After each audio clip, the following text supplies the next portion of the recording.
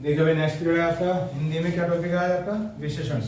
तो अभी हमने संज्ञा पढ़ा है और क्या पढ़ा है? सर्वनाम। तो विशेषण में जो कॉमन बातें हैं वो ये है कि जैसे हम जानते हैं परिभाषा के अनुसार कि जो संज्ञा या सर्वनाम की विशेषता बताएं उन शब्दों को हम विशेषण कहते हैं, है ना। और विशेषण कितने प्रकार के होते हैं उन पर ऊपर चर्चा करेंगे। तो इसके लिए पहले दो ही शब्दों का इस्तेमाल किया करेंगे। एक तो आपने पढ़ा है विशेषण और एक आपने पढ़ा है विशेष्य।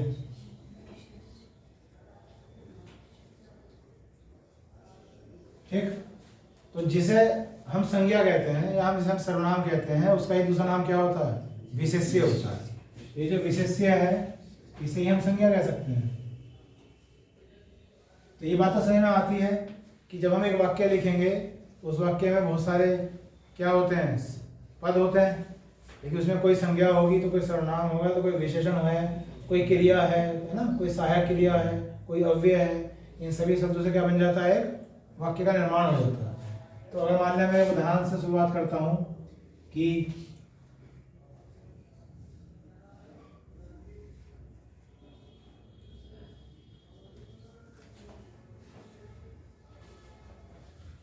ये मैंने एक वाक्य लिखा कि जो राम है वो एक मोटा लड़का है।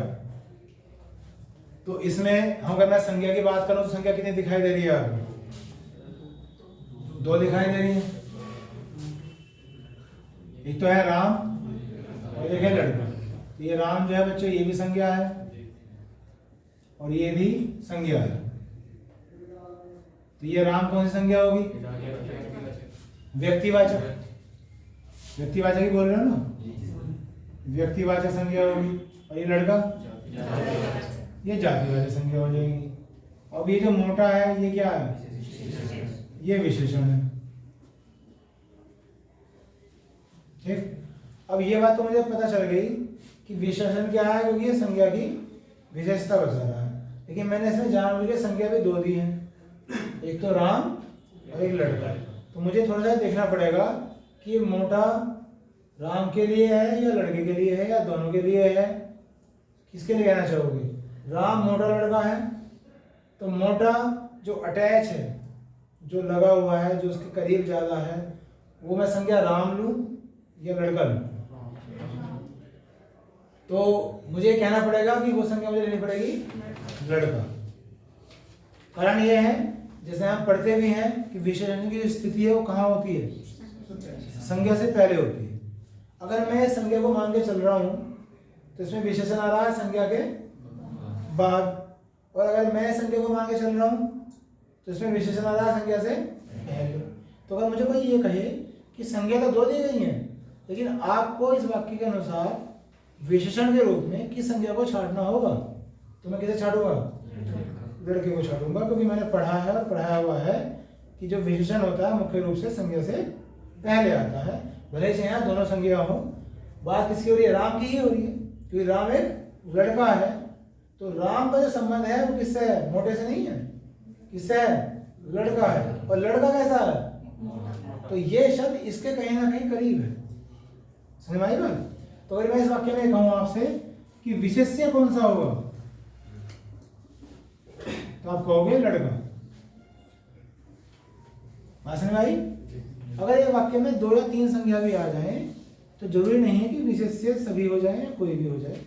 तो ये बात मैंने थोड़ी स्पष्ट की कि विशेष्य उनमें से कोई एक है तो क्यों है। ठीक है, यानी कि इसमें ये मोटा जो शब्द है ये इसकी विशेषता बता रहा है, तभी तो इससे पहले है। क्लियर बात? अब अगर मान लिया मैं कोई ऐसा उदाहरण दे दूं जिसमें कोई दो संख्या हो ही ना, जैसे मोटा लड़का हंस पड़ा, तो इसमें संज्ञा ही एक है, तो इसमें कोई समस्या की बात ही नहीं। ये क्या हो गया? संज्ञा। और ये क्या है? विशेषण। तो विशेष्य भी क्या हुआ? यही हुआ। यहाँ तो कोई सोचने का विषय नहीं रह गया। सोचने का विषय थोड़ा सा जब था जब दो या तीन संज्ञा थी एक ही वाक्य में। तो ये विशेष्य हो गया, सॉरी उल्टा लिख दिया मैंने, विशेषण। ये विशेषण हो गया और ये विशेष्य हो गया। और हमेशा मैं कहता हूं हंस क्या है? धातु। और ये हंस पड़ा संयुक्त क्रिया, संयुक्त क्रिया। तो अभी हमने समझा बच्चों कि विशेष्य क्या होता है और विशेषण क्या होता है। जब हम अलंकार पढ़ते हैं तो अलंकार में ऐसे ही कुछ शब्द आते हैं। अलंकार हम पढ़ेंगे आगे, तो उसमें आप पढ़ेंगे वो अलंकार होता है उपमा, उपमा अलंकार, उपमा अलंकार पढ़ेंगे, पढ़ा भी होगा आपने। तो यहाँ मैं अलंकार तो नहीं पढ़ा रहा, यहाँ तो मैं बताना चाह रहा हूँ कि जो उपमा है, इस उपमा का मतलब क्या होता है? तुलना करना।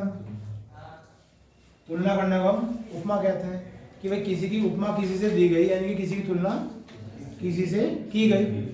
तो अगर जैसे हम अलंकार पढ़ते हैं तो वहाँ कुछ उदाहरण है, जो एक फेमस उदाहरण है। कौन सा उदाहरण है वो? चरण कमल बंदो हरि राय। एक और आसान से ले लेते हैं, जैसे हरिपद, हरिपद कोमल, क्या लिखूं? पूरा करो, बताओ इसे। कमल से। ये एक पंक्ति ले ली मैंने, हरिपद कोमल कमल से। ठीक, तो साफ साफ पता चल रहा है कि मैंने कहीं से एक पंक्ति उठाई है और इस पंक्ति में भी कितने शब्द हैं? 5 पद हैं। तो 1 2 3 4 5, तो इसमें कहीं ना कहीं किसी की तुलना हो रही होगी और किसी से हो रही होगी। तो पहले अगर हम सोचें कि किसकी तुलना हो रही है, तो ये जो पद है, जो हरिचरण है, उनकी तुलना हो रही है। तो हरिपद कोमल कमल से, तो पद यानी कि पैर यानी कि चरण, इनकी तो तुलना हो रही है। तो जब इनकी तुलना हो रही है तो इन्हें भी कुछ कहना चाहिए। और किससे हो रही है बच्चों? कमल हो रही है, कमल से हो रही है। ठीक, तो कमल को भी कुछ कहना चाहिए। पहले इनकी चर्चा करते हैं। तो अगर मैं हिंदी के अनुसार या हिंदी विषय की मैं बात करूं तो मुझे पद को क्या कहना चाहिए? जो मैंने पढ़ाया है उसके अनुसार बताओ कुछ, जो आप जानते हो उसके अनुसार बताओ कुछ। उपमेय। तो जिसकी हम तुलना करते हैं वो क्या है? उपमेय। तो इन्होंने बताया कि तुलना कर रहे हैं पद की, तो इसे क्या लिखते हैं? उपमेय लिखते हैं। और इसे क्या लिखो? उपमान। तो अभी दो नए शब्द आ गए। हमारा अलंकार कौन सा था? उपमा अलंकार था, और उपमा से हमने दो नए शब्द बना लिए, एक तो उपमेय और एक उपमान। अब जिसकी तुलना होती है वो संज्ञा होता है विशेषण। जिसकी तुलना होती है वो संज्ञा होता है विशेषण। और कंफ्यूज हो रहे हो तो यहाँ आओ, यहाँ तुलना किसकी हुई थी? इस वाक्य में आ जाओ, किसकी हुई थी तुलना? मोटे की तुलना हुई थी या लड़के की तुलना हुई थी? सही से बोलो। लड़के को मोटा बताया गया या मोटा लड़का हंस पड़ा। बस अब इन दो शब्दों पर ध्यान दो। तो तुलना तो लड़के की हो रही है ना, उसकी तुलना किसी मोटे जैसे से हो रही है, तो तभी तो कहा जा रहा है मोटा लड़का। तो जिसकी तुलना होती है वो कहीं ना कहीं संज्ञा होता है, और जो संज्ञा होता है वही क्या होता है? विशेष्य होता है। तो मैं कह सकता हूं कि यहाँ पे जो संज्ञा है वो क्या है? पद, जिसे चरण कहा जाता है। तो कहीं ना कहीं मैं ऐसे संज्ञा भी कह सकता हूं, हाँ या ना? और कहीं ना कहीं मैं ऐसे विशेष्य भी कह सकता हूं, हाँ या ना? बात क्लियर है? और इसी तरह से अगर तुलना हो किससे रही है? कमल से। तो जिसे मैंने क्या कहा है? उपमान। तो इसे मैं विशेषण भी कह सकता हूँ, हाँ या ना? या नहीं? मैं गलत भी लिख सकता हूँ, सोच समझ के बताऊँ। हाँ मतलब बिल्कुल भी मैं गलत लिख के काट दूँ, फिर मुझे 1 मिनट लगे। आप सोच समझ के बताओ। ये जो मैंने पहले लाइन बोली, ये जो पद है चरण संज्ञा तो पक्का है। जो संज्ञा होगी वो विशेष्य होता है विशेषण? ये पढ़ गए हैं, विशेष्य ही होता है, ये बात कंफर्म है। और उपमेय, अभी आपने खुद ही बताया है कि उपमेय की तुलना से तुलना होती है वो कहते हैं उपमेय कहते हैं। तो ये लाइन तो बिल्कुल कंफर्म है, सटीक है। अब हो सकता है मैंने गलत लिख रखा हो। तुलना किसे की गई है? कमल से। तो कमल भी क्या है? संज्ञा। तो यहाँ 2 संज्ञा थी, पदों की तुलना कमल से हो रही थी, तो ये भी क्या है? एक संज्ञा है। जब ये संज्ञा है तो मैंने यहाँ से उपमान कह दिया, लेकिन यहाँ मैंने क्या कहा? तो सही लिखा गलत? इतना क्लियर समझाने के बाद समझ में नहीं आ रही बात? अरे सही लिखा है गलत? हाँ ना, कुछ तो जवाब दो।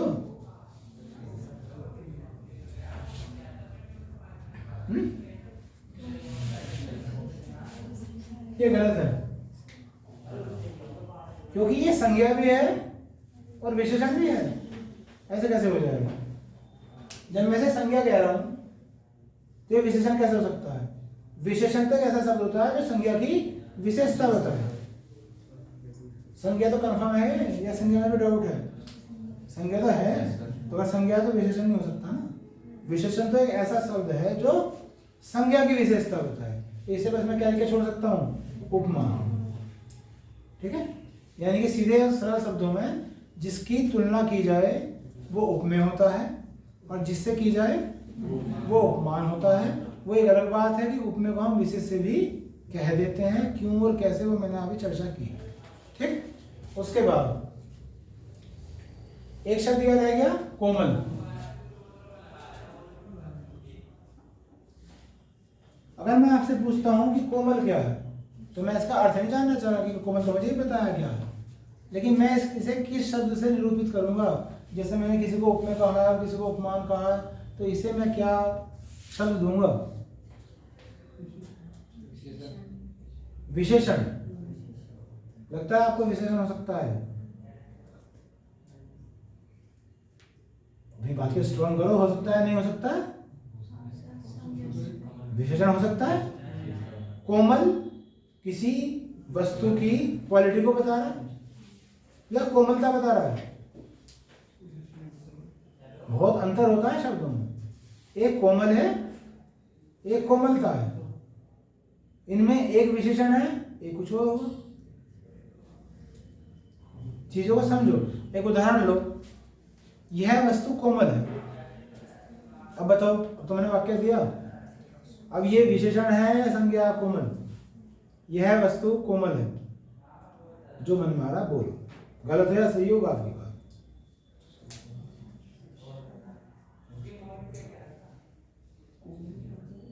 कुछ जज नहीं कर पा रहे हो, जज करने की स्थिति खत्म हो चुकी है।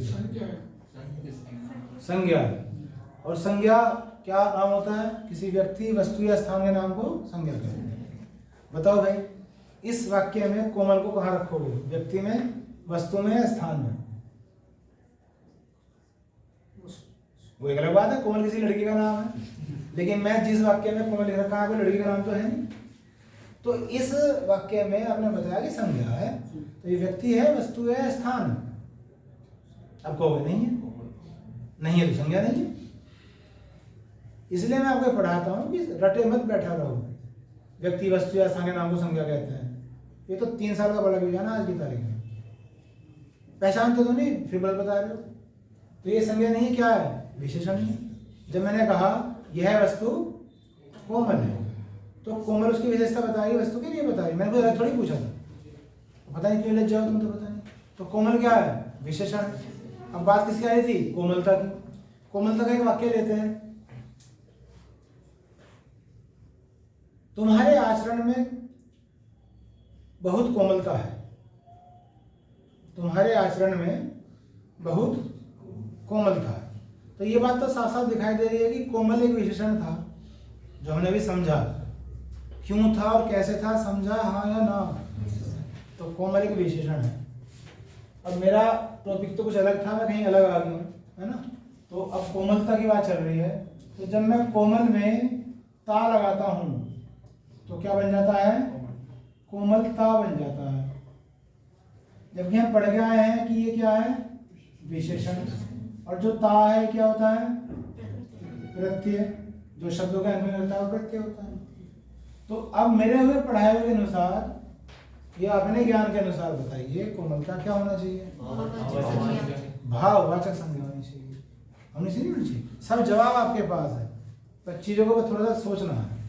अब भाववाचक संज्ञा की परिभाषा बता दीजिए। यानी कि मैं वे 4 शब्द और भी जानना चाहता हूं जिसमें प्रत्यय लगने से भाववाचक संज्ञा बनती है। उनमें से एक तो क्या आ गया? विशेषण। तो और क्या है शब्द वे? 3 है, 4 है, कितने हैं? संज्ञा, जातिवाचक। अब तो कुछ और बोल रहे हो, अब मेरी बात समझ नहीं रहे। मैंने कहा कि कुछ शब्दों में अगर प्रत्यय लगा दिया जाए तो भाववाचक संज्ञा बन जाती है। ऐसा हमने पढ़ा रखा। जब संज्ञा पढ़ाई थी भी कुछ दिन की ही बात, तो उनमें एक शब्द तो किधर हो गया? जब विशेषण में प्रत्यय लगता है तो भाववाचक संज्ञा तो और कौन से शब्द होते हैं अभी? जातिवाचक संज्ञा। फिर गलत है। फिर आप संज्ञा के प्रकार आ रहे हो। प्रकार का तो मतलब ही नहीं है, आप सीधा बोलो संज्ञा। संज्ञा और एक क्या बोल सकते हो? अव्यय। और एक ये तो विशेषण तो हुआ ही है, तो एक होती है क्रिया। इन शब्दों में अगर हम क्या लगा दें? प्रत्यय, तो भाववाचक संज्ञा बन जाती है। शायद जो आप जातिवाचक कह रहे थे तो आप ये कहना चाह रहे थे कि जातिवाचक में प्रत्यय लगाए तो भाववाचक बन जाती है। हाँ, वो भी सही, मैं गलत नहीं कहूँगा, लेकिन मैं एक मेन नाम जानना चाह रहा था, तो वो क्या है? संज्ञा। ठीक, तो कोमल में और कोमलता फर्क आ गया सर में। कोमल क्या है? विशेषण, और कोमलता क्या है? भाववाचक संज्ञा है। क्यों और कैसे चर्चा हो चुकी है। अब मैं बात कर रहा हूँ इस वाक्य की। एक ही शब्द को जैसे मैं आपको इंग्लिश पढ़ाता हूँ, कई कई नाम से मैं संबोधित कर सकता हूँ, वही हाल में हिंदी में भी कर सकता हूँ, और होने वाला है। ठीक, मैंने अभी अगर कोमल समझाया क्या? विशेषण। लेकिन मेरे एग्जाम में, मेरी परीक्षा में ये वाक्य दे दिया गया, ये अंडरलाइन कर दिया गया, और मुझे कहा गया कि ये बताओ क्या है, तो मैं तो बहुत श्योर था कि भाई ये विशेषण है, लेकिन बड़ा ताज्जुब हुआ कि ऑप्शन में विशेषण ही नहीं था। तो मुझे बहुत जोर का झटका बहुत धीरे से लगा, तो बड़ी अजीब सी सिचुएशन मेरे सामने आ गई। यानी कि मेरा ज्ञान अभी भी कहीं ना कहीं अधूरा है, मुझे और चीज़ें जाननी पड़ेंगी। जानते तो आप हो, जब मैं लिखूंगा एकदम याद आ जाएगा, वो याद नहीं आ रहा। इसे बोलते हैं धर्म। क्या बोलते हैं? एक धर्म ही जानते हैं हम शायद, हिंदू मुस्लिम, है ना। ये हिंदी भाषा का धर्म है। कहा यह गया है बच्चों हिंदी भाषा में धर्म के बारे में, जिस बात को लेकर तुलना की जाए वो धर्म। दोबारा सुनो मेरे शब्दों को। जिसकी तुलना की जाए उपमेय, जिससे तुलना की जाए उपमान, जिस बात को लेकर की जाए धर्म। ठीक, और अब रह गया क्या? से। आप बहुत जल्दी से बोलेंगे कि जी से तो हमने पढ़ी है विभक्ति, लेकिन विभक्ति तो जही पढ़ी है ना जब मैं विभक्ति जानना चाह रहा हूँ।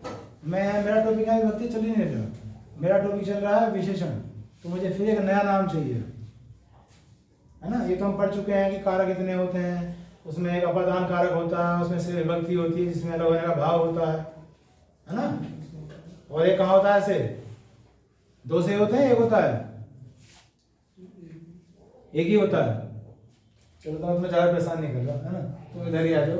अब ये से है, तो से मैं यहाँ विभक्ति कह सकता हूँ, लेकिन इस वाक्य में नहीं कह सकता, क्योंकि ये वाक्य ही पूरा नहीं है। ये तो कहीं ना कहीं इनकम्प्लीट सेंस रखता है। हरिपद कोमल कमल से, ये तो पंक्ति है किसी काव्य की जो एक उठा ली गई है आपको समझाने के लिए। तो बच्चे इसे बोलते हैं वाचक। क्या बोलते हैं? ये 4 नए शब्द दिए हैं मैंने आपको इसी के माध्यम से। अब दोबारा मेरी बात सुनने का प्रयास करें। जिसकी तुलना की जाए उपमेय, जिससे की जाए उपमान, जिस बात को लेकर की जाए धर्म, और जिन तुलनात्मक शब्दों का प्रयोग किया जाए वाचक। और तुलना होने के लिए, करने के लिए ये 4 अनिवार्य रूप से आने चाहिए, क्योंकि इनके बिना कहीं ना कहीं पूरी तरह से तुलना नहीं हो पाएगी, या तो अधूरी रह जाएगी। भाई जिसकी करोगे वो होना चाहिए, जिससे करोगे वो होना चाहिए, जिस बात को लेकर करोगे वो होनी चाहिए। अब तुलनात्मक शब्द से, जैसा, ये होना चाहिए या नहीं होना चाहिए? मान लिया मैंने कहने लगा कि भाई मैं तो विराट कोहली जैसा खेलता हूँ, मैं विराट कोहली जैसा खेलता हूँ, मैंने यहाँ से जैसा हटा दिया, देखो क्या बना, मैं विराट कोहली खेलता हूँ। आपको कह दिया बड़ी अच्छी हिंदी बोल रहे हो आप, तो पता नहीं, आप तो इसमें जैसा लगाओ, तो जैसा ऐसे थोड़ी लग गया। तुलना हो रही है मेरी और विराट कोहली की, तो मैं कौन हुआ? कौन हुआ? उपमेय। विराट कोहली कौन हुआ? उपमान। और जैसा क्या हुआ? वाचक। और इसमें क्या नहीं है या है? खेलना, खेल को लेकर हुआ। अब इस खेलने को मैं क्या कह सकता हूँ? क्रिया भी कह सकता हूँ, लेकिन जिस वे में मैं समझाने की कोशिश कर रहा हूँ उसमें वो क्या है? धर्म। खेल को लेकर हुआ है तो खेल धर्म है। बात समझ में आई होगी? क्लियर? चलिए आगे चलते हैं। तो कुछ नए शब्द मिले हैं, इनका ध्यान रखना। कोई कुछ भी पूछ ले, कैसे ही पूछ ले, आपका आंसर आपके पास है मेरे हिसाब से। उसके बाद बच्चों अब आते हैं कि जो विशेषण होता है कितने प्रकार का होता है।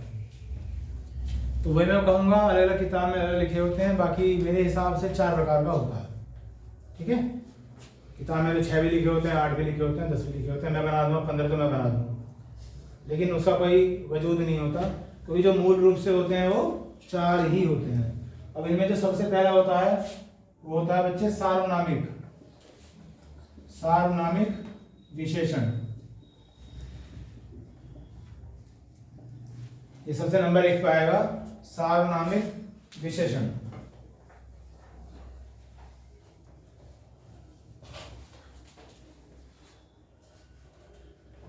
ठीक, और ये जो सार्वनामिक है ये भी 2 प्रकार का होता है। नंबर 1 होता है मौलिक और नंबर 2 होता है यौगिक। तो सार्वनामिक में देखो कहीं ना कहीं सर्वनाम छिपा हुआ है। सर्वनामिक कहां से बना है?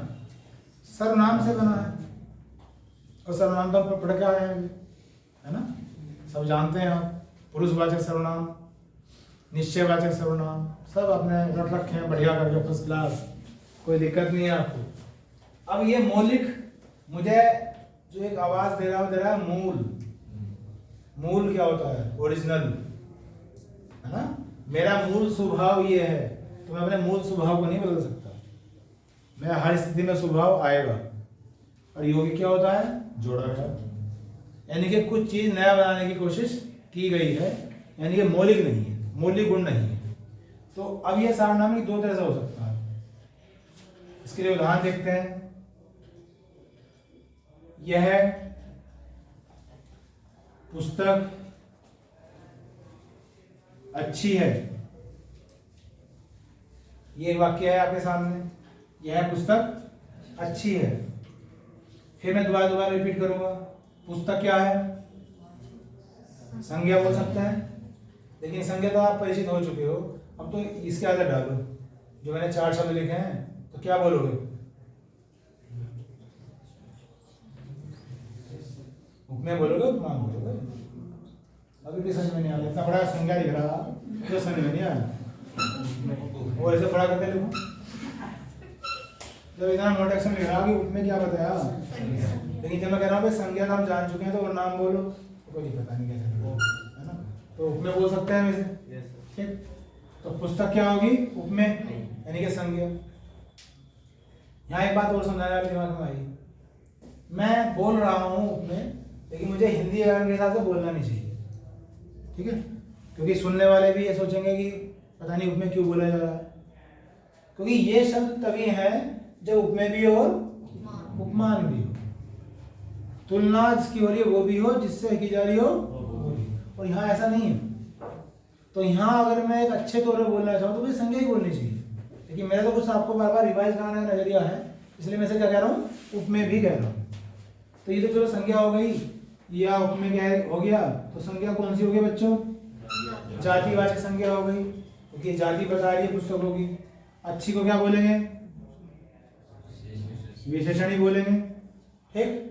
अभी मैंने आपको विशेषण के प्रकार पढ़ाए तो नहीं है, लेकिन फिर भी मैं अगर मैं आपको पूर्व ज्ञान को वर्तमान ज्ञान से जोड़ दूं और मैं पूछ बैठूं कि कौन सा विशेषण है, तो मतलब विशेषण 4 बताए थे, कुछ पहले से पता है आपको, तो कौन सा है उनमें से? गुणवाचक। ये गुण बता रहा है ना, पुस्तक का गुण बता रहा है, तो गुणवाचक विशेषण ही तो होगा। और है क्या है? सहायक क्रिया हो गई, ठीक। अभी जो यह वह,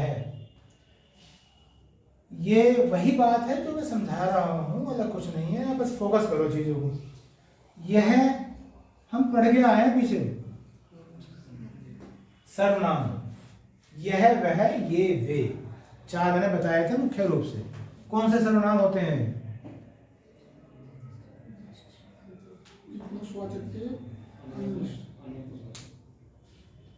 पुरुषवाचक में अन्य पुरुषवाचक। अगर मैं ऑप्शन में 2 रख दूं, निश्चयवाचक या पुरुषवाचक, तो निशान किस पे लगाओगे? मतलब मैंने पूछ बैठा कि ये क्या है, ऑप्शन में निश्चयवाचक भी है और पुरुषवाचक भी है, तो किस पे निशान लगाओगे?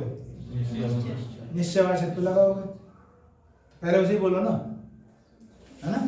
निश्चयवाचक, यह वह ये वे बताया गया है आपको, क्योंकि ये शब्द जो है किसी की स्थिति को प्रकट करते हैं, इसलिए निश्चयवाचक कहलाते हैं। यह और वह एक वचन होते हैं, ये और वे बहुवचन होते हैं, कई बार मैं बोल चुका हूँ। तो ये कहीं ना कहीं बच्चों निश्चयवाचक सर्वनाम है बिल्कुल कंफर्म। तो ये लिख दिया मैंने आपके अनुसार या मेरे अनुसार निश्चयवाचक सर्वनाम, ठीक। और ये फिर वही बात, ये संज्ञा है और संज्ञा से पहले क्या आता है? विशेषण आता है। अभी काफी चर्चा कर चुके हैं हम। तो ये संज्ञा से पहले आया विशेषण है, तो विशेषण भी है, बस इसे ही सार्वनामिक विशेषण कहते हैं। जो पहले से तो सर्वनाम था, लेकिन किसी वाक्य के प्रभाव के अनुसार वो क्या बन गया? एक विशेषण बन गया, और एक नया नाम बन गया सार्वनामिक विशेषण, ठीक है। अगर मैं ये हटा देता हूं, किसी भी तरह से संज्ञा को हटा देता हूं या पीछे ले जाता हूं, मैंने कह दिया यह अच्छी है, तो यहां संज्ञा गायब, संज्ञा गायब, तो यह सिर्फ क्या रह गया? सर्वनाम रह गया, ठीक है। और जब जब ये संज्ञा रहेगी तब तब ये विशेषण कहलाएगा, और क्या कहलाएगा? सार्वनामिक विशेषण। मोटे तौर पे 4 एग्जाम्पल वही हैं, यह वह ये वे, और भी हो सकते हैं, उसकी भी चर्चा होने वाली है। अब ये कितने प्रकार का था? 2 प्रकार का था। एक तो था मौलिक और एक था यौगिक। तो मौलिक मैंने बताया है आपको क्या होता है? मूल। और यौगिक क्या होता है? परिवर्तित, है ना। तो अगर मैं इनकी बात करता हूं,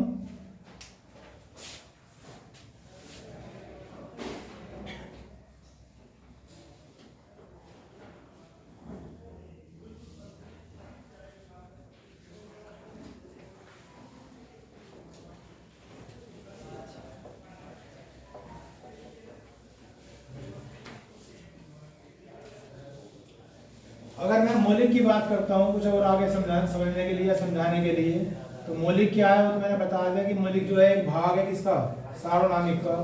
और मैंने अभी 4 शब्दों का उदाहरण लिया था, यह, वह और ये और वे। तो ये कहीं ना कहीं मौलिक है, मूल है, परिवर्तित रूप नहीं है। ये किसी से परिवर्तित हो गए नहीं बने हैं, या ऐसा है बने हैं, ये ओरिजिनल है, मूल है। क्योंकि यह तो 2 ही वर्णों से बना है, यह और है, तो परिवर्तित तो हो ही नहीं सकता, ठीक। तो इन्हें क्या क्या कह देते हैं? मौलिक सार्वनामिक विशेषण।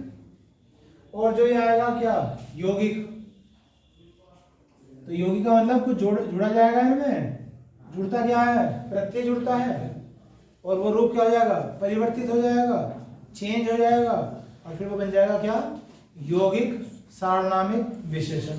जैसे आपने कुछ शब्द पढ़े होंगे, ऐसा,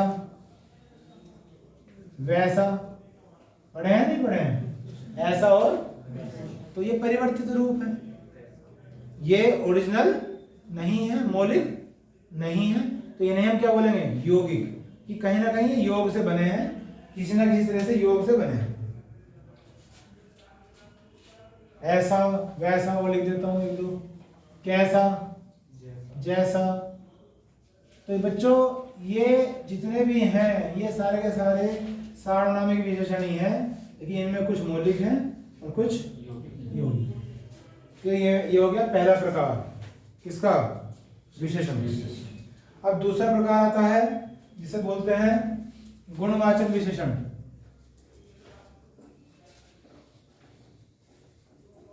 गुणवाचक विशेषण, तो सीधा सरल जो शब्द गुण बताएं, क्वालिटी बताएं, तो वो क्या है? गुणवाचक विशेषण है। तो परिभाषा में तो हम ये कह सकते हैं कि जो संज्ञा और सर्वनाम के गुण या धर्म या क्वालिटी के बारे में बताया उन्हें हम गुणवाचक कह देते हैं। परिभाषा लेने की कोई आवश्यकता है नहीं, वो तो आपको याद भी है। अब जैसे इसके कुछ उदाहरण बनाता हूं मैं। पहला उदाहरण है,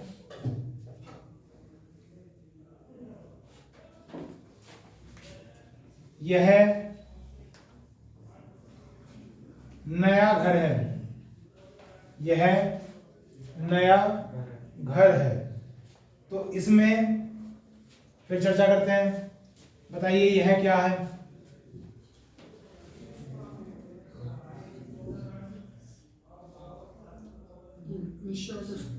निश्चयवाचक सर्वनाम बोलो कि ये निश्चयवाचक सर्वनाम है।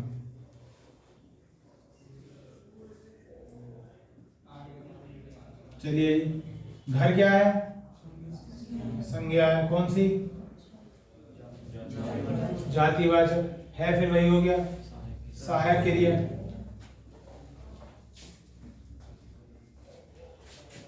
नया क्या है? विशेषण। क्यों है विशेषण? घर की विशेषता बता रहा है, संज्ञा की विशेषता बता रहा है, और स्थिति भी बिल्कुल सही है, संज्ञा से पहले है विशेषण, कोई दिक्कत नहीं। अब क्योंकि ये इसका गुण बता रहा है, ये गुणी तो है, नया पुराना, तो इसलिए हमसे क्या बोल सकते हैं? गुणवाचक विशेषण कह सकते हैं। लेकिन गुणवाचक में भी कोई पूछ बैठे हुए कौन सा, तो आप बोलोगे कालबोधक। क्या बोलोगे? कालबोधक। काल का मतलब क्या होता है? समय। तो जो समय से जुड़ा हुआ हो, जो काल से जुड़ा हुआ हो, वही क्या है? कालबोधक है। इसलिए हम इसे क्या कह सकते हैं? गुणवाचक विशेषण कह सकते हैं। उसके बाद है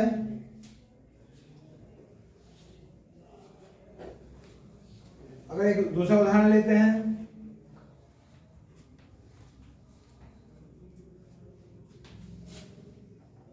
यह पीली गाड़ी है। यह पीली गाड़ी है। तो फिर वही बात, यह क्या हो गया? निश्चयवाचक सर्वनाम। गाड़ी फिर संज्ञा होगी, ये फिर सहायक क्रिया होगी, और ये फिर क्या आ गया? विशेषण। अब विशेषण कौन सा? गुणवाचक विशेषण, क्योंकि फिर ये गुण बता रहा है। किसका? गाड़ी का गुण बता रहा है कि भाई पीली है। तो इसका क्या नाम आना चाहिए? रंगबोधक, क्योंकि ये रंग है, पीला, काला, हरा, नीला, इसमें क्या कह सकते हैं? रंगबोधक। जो रंग का बोध कराए, जो रंग का बोध कराए। उसके बाद अगला उदाहरण ले लेते हैं।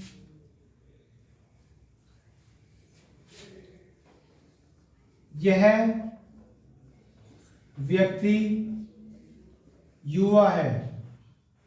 ये मैंने एक वाक्य लिखा, यह व्यक्ति युवा है। पहले तो मुझे आप ये बताओ कि ये जो है सही है या गलत है? जो मैंने लिखा है वो सही है या गलत है?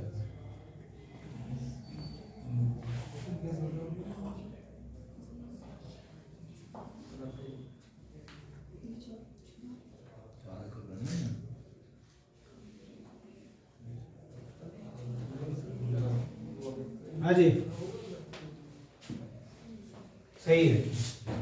तो ये गलत है। क्या गलती है? युवा पहले आना चाहिए।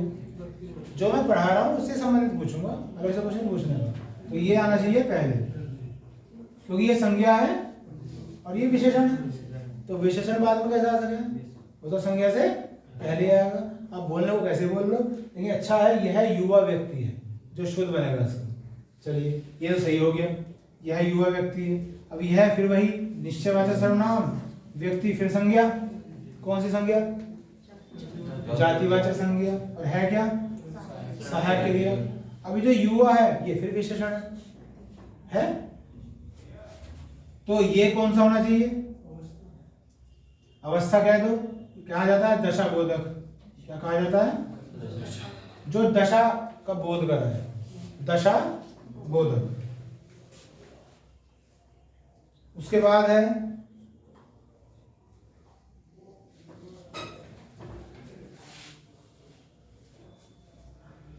मेरा घर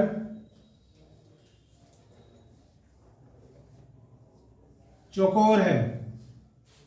मेरा घर चौकोर है। तो अब यहां फिर चर्चा करते हैं। घर क्या है? आप कहोगे संज्ञा। कौन सी संज्ञा? जातिवाचक संज्ञा। अब यहां आ जाते हैं मेरा। ये बताओ सोच के समझ के क्या हो सकता है मेरा।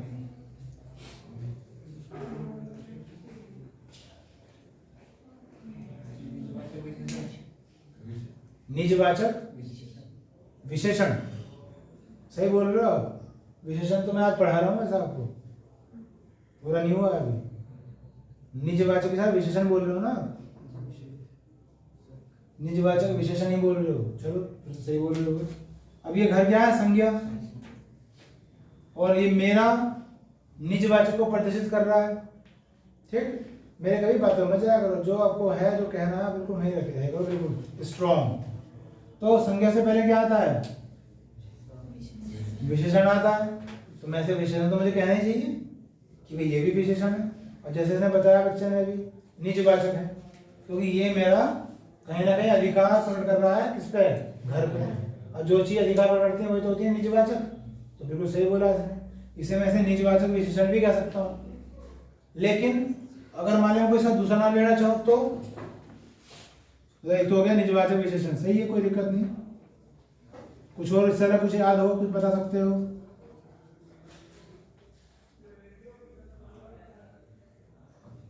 तो आप इसे सर्वनाम कह सकते हैं। कौन सा सर्वनाम, पुरुषवाचक सर्वनाम, क्योंकि जो मेरा है किससे बना है, मैं से। और मैं कौन सा पुरुष होता है, उत्तम पुरुष या प्रथम पुरुष कह देते हैं। तो मैं से जो आगे फॉर्म बनेगी वो क्या बनेगी, मेरा बनेगी। तो कहीं ना कहीं हम इसे सर्वनाम भी कह सकते हैं। वो निर्भर करेगा कि वो पूछने वाला कैसे पूछ रहा है। ठीक, घर संज्ञा हो गई थी। अभी जो चौकोर है ये फिर विशेषण है। अब यहाँ ये कौन सा विशेषण हो सकता है, तो ये फिर इसका गुण बता रहा है, किसका, घर का है तो गुणवाचक ही। लेकिन ये उसका क्या बता रहा है, आकार बता रहा है। इसे से बोलते हैं आकार बोधक, आकार बोधक।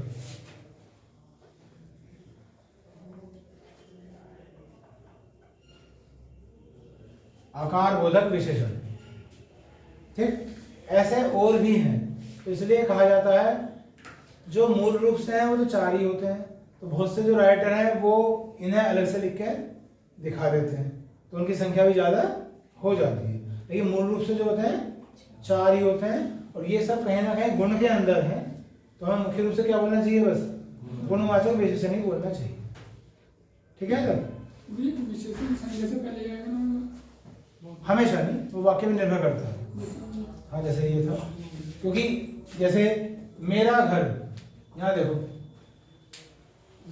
यह व्यक्ति, इसका इससे कोई संबंध नहीं है, ये इसकी तरफ इशारा कर रहा है, जिसे मैं बोलता हूँ क्या, निश्चयवाचक सर्वनाम। लेकिन यो क्या है, अधिकार दिखा रहा है कि अधिकार है किसका, मेरा, किससे, इससे। तो ये दो तो अलग हो नहीं सकते, ये तो साथ ही आएंगे।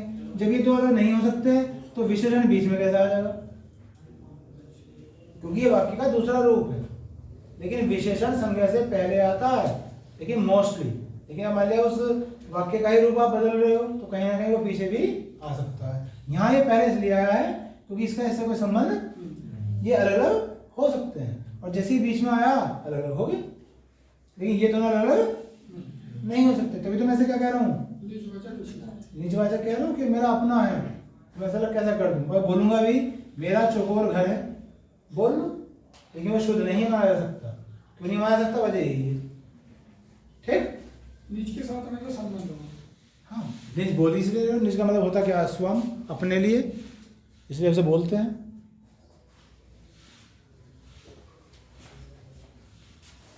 चलिए बच्चों, बस इस पीरियड में इतने ही। ठीक, और पिछला रिवाइज करते रहो और चीज़ों को बार बार रिकॉल करते रहेंगे हमेशा की तरह।